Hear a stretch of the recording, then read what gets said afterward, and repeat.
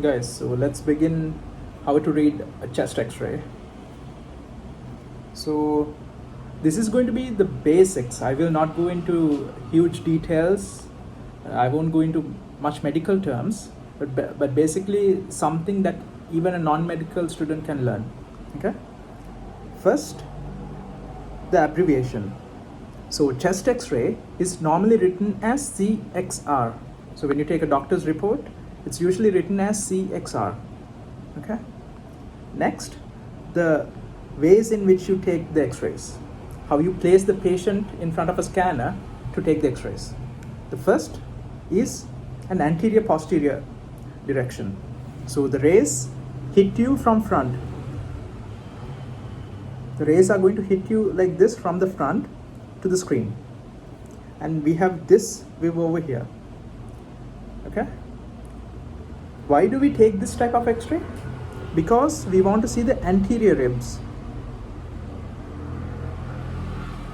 Okay. Next, we have lateral waves. So here are the ribs. I won't go into detail in this lecture. And finally, we have the posterior anterior ribs. So basically, you face the x-ray film and the x-rays are going to hit you from behind. Okay. So this is the most common type of x-rays we usually take. And when you take the x-ray, you need to make sure that the patient is fully inhaled. Okay. The patient must be fully inhaled so that you can clearly see all the lung structures expanded and properly visible. Okay. Next, I will talk about reading a normal chest x-ray. It's very simple. You just need to follow the basics. Okay. The first thing I want to tell you is air is always black. So wherever there is air, the x-ray will show black regions. Other stuff, maybe fluid, maybe bone is the most dense, they look more white. Okay. This is the most basic thing you need to know. Air is black on x-rays. Okay. So I will do an approach from A to I. This is just an easier approach. So first, the airway. Whenever I start reading an x-ray, I look at the trachea. Okay. How do you know this is the trachea? Again, this concept. Air is black.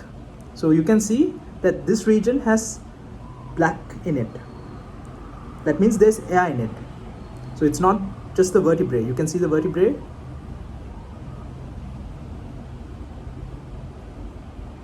So you can see that this is the trachea. Next, the bones and soft tissue. We'll focus on the bones. You can see the scapula here, but that's not what we look for in this chest x-ray. We look at the ribs. Which are the anterior ribs and which are the posterior ribs? So since the x-rays are going to hit you from behind, you will see the posterior ribs more clearly. You will see it as if it's in front. So these ribs which you see like this are actually the posterior ribs. Okay. And the ones which appear behind are the anterior ribs.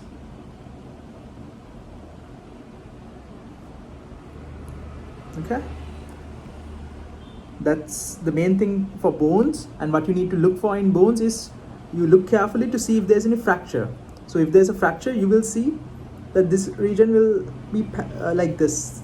It will be white patchy like this, or you might see a break. So the bone might be displaced like this. Okay. So that's what you look for in bones. Next, cardia, the heart. Look at the heart. This is the heart. And this is something I need to highlight. In an x-ray, usually they will indicate which direction you are looking at by using a letter called R. It means right side. Okay. Look for that because there is a disease in which the heart will be on the left side. Okay, if you miss that, it's basically useless even trying to be a doctor. This condition is called dextrocardia. You don't need these names, but basically it means the heart is on the right side of the body, and you get it in a condition called Cartagner's syndrome. Again, not important for reading x-rays right now. What you need to look for in the x-ray of the heart is to see if the heart has enlarged.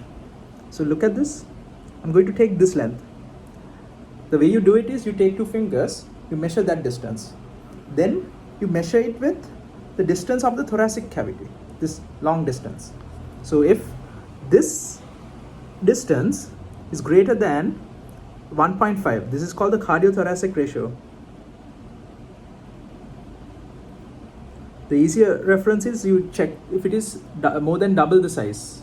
If this distance is more than 1.5 times, let's say it's enlarged, then we say, for reference, for easy purposes, you just take it and see if it's greater than double the size.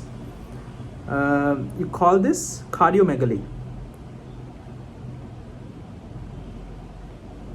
Okay, what does that mean? The heart has enlarged. So this region is where the left ventricle is. This region is where the right atrium is. So if the right ventricle, which will be in this region, enlarges, you will see the heart is moved towards this way. Okay, if you see the left ventricle enlarged, you will see the heart is going to be moved towards this way, like this. Or you can have both dilated. Okay, next, the diaphragm. So basically the diaphragm is, you can't really see it, but it's seen here. You will see it in a case. Let me show you that. Here, you can see the diaphragm.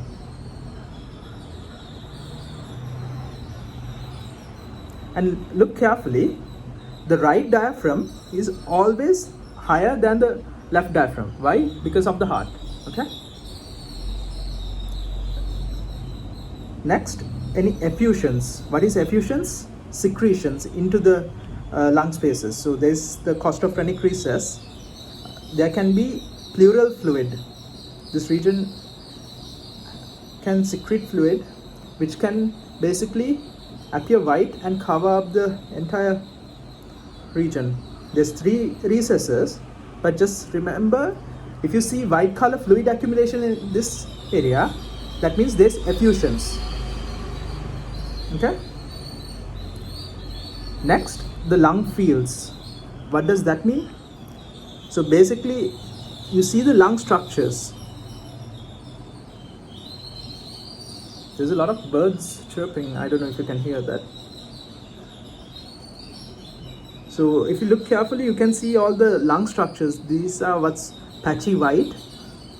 And if there is excess, if it looks more, how do you say? You see bigger patches like this. That could be due to a condition called fibrosis. If you see patches like this, we'll learn that later. And this region is the hilum, the lung hilum, the place where blood vessels and the airways, the bronchi, enter the lungs. Okay. Next, we have the gastric air bubble, this region. If you learned anatomy, you will know that the stomach has a region called the fundus. The function of this is to collect gases. So this is called the gastric air bubble, and it's normal. You will see it in people's x-rays. And next, the hilum and the mediastinum. Okay, I talked about that already. But I want to add, you can get the aortic vessels. Can't see it clearly, but then if you look here, you can see the descending, the aortic knob. It goes into the descending aorta, it will go down. Okay, if there's any enlargement or if there's any fluid accumulation like this, if you see it clearly enlarged, it could be due to an aortic dissection, that is bleeding into the aorta. Okay, and finally any impression. So if a patient is on a pacemaker, you will see the electrodes very clearly. Also, you need to be able to identify if it's a male or a female. So this is an X-ray of a male. How do you say it's an X-ray of a female? Look at this. Look for the breasts. Look, you can see it clearly here. You look for the breasts. Okay, that's the basics for reading an X-ray. I will go through it one more time. First, you look at the trachea. You look at it to see if it's straight or not. Then you count the ribs. You check each rib. This is the anterior ribs I'm checking right now. And if you can see more than 6 ribs, that means it's a good X-ray. Okay, 6 anterior ribs, that's a good X-ray. And if you can see more than 8 to 10 posterior ribs, that's a good X-ray again. Okay, next, the heart. You see if it's enlarged or not. You look at the vessels of the heart, and then you look at the hilum of the lung. You can see this region, this more patchy looking region, that's the hilum of the lung. And then you look at the lung field. You look at it and see if the shadows, these white shadows, are diffuse. If it is more packed together, that could be due to fibrosis. Okay, and the diaphragm. It's difficult to distinguish the diaphragm from this, but you will see it in different diseases. Okay, next I'll teach you some conditions in which you get abnormal X-rays. So the first condition is called atelectasis. If you watch the respiratory pathology, you will know what this is, but basically this is collapse of alveoli. So that will cause a negative pressure. What happens then? The trachea is going to be deviated to the side of the lesion. Now look at this X-ray.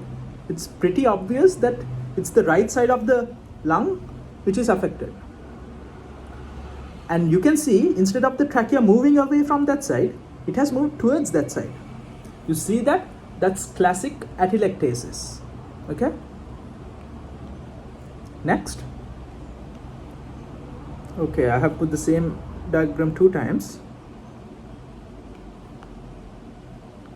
Next, we have air under the diaphragm. So this is the diaphragm over here, and there's air under that. Whenever you have air where it's not supposed to be, you add the prefix pneumo. So this is air under the diaphragm, air in the peritoneal cavity. This is called pneumoperitoneum. How do you know it's air? Because it's black. Okay? See, on both sides you have that. And here is a case of cardiomegaly, where the heart is obviously enlarged. You can see the right side of the heart and the left side of the heart has enlarged, and it's obviously greater than 2 times of it's 2 times as big as, it's more than, so the cardiothoracic ratio is 2 times, I got confused right now. So you can see that this is greater than 2 times the cardiothoracic length. Okay, and then we have pneumonia. In pneumonia, you get air replaced by fluid. Okay, so this is called a lobar pneumonia. It involves one lobe. Okay, or it can involve the whole lung, but basically this involves the right middle lobe. Next, this is interesting. I told you pneumo means air where it's not supposed to be. This condition is a condition called pneumothorax. So what happens in this condition? You can see here is the normal lung. Why has it gone to one side? Why has it been pushed away? Because there is some leak in the wall which allows air to enter the pleural cavity. You can see it's black. This region is fully black. That means there's air here. So what does the air do? It will push on the lung.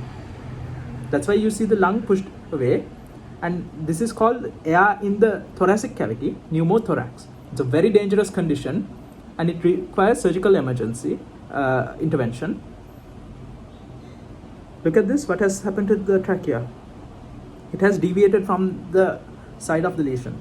So always look at the trachea first to see if it's central or if it is deviated away or towards the lesion. If it is towards the problem, it's atelectasis. If it is away, it could be due to fluid pushing it away or air in the peritoneal cavity pushing it away. Sorry, in the thoracic cavity pushing it away. Okay? And here is a condition of fibrosis. You can see fibrosis and pleural effusion. So pleural effusion is fluid in the pleural spaces.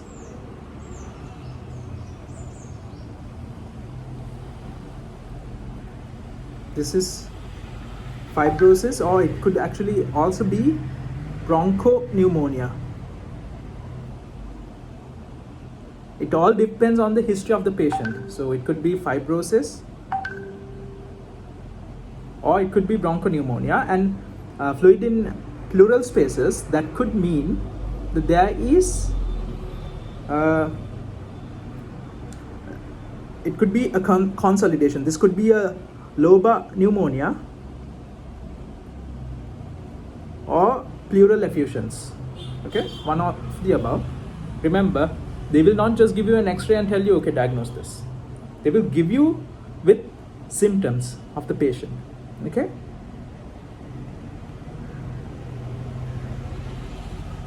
Yeah, so that's it for reading chest x-rays. I hope you guys understood. Done in 7